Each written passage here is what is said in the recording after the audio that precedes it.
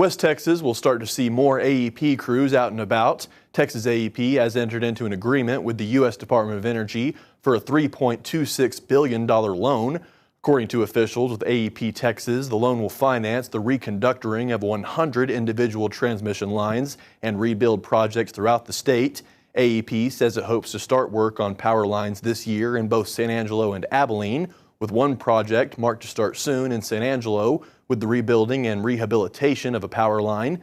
These new power lines are made with more modern technology to better defend against the extreme heat and severe weather West Texas has to offer.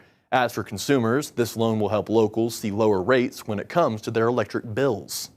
This loan from the U.S. Department of Energy is one way that we can keep rates affordable and keep costs lower than they otherwise would have been in order to serve the growing demand that we're experiencing in Abilene and San Angelo from the oil and gas industry and manufacturing.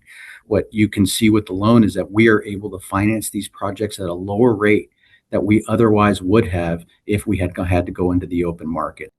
With Texas being the biggest producer of electricity in the nation, upgrading the current grid will help facilitate that output of power, as well as help with the overall growth of Texas cities thanks to state power contribution.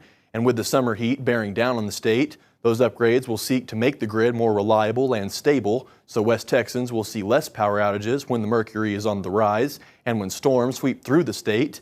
Deputy Secretary of Energy James Danley spoke with us about how the upgrades facilitate that reliability.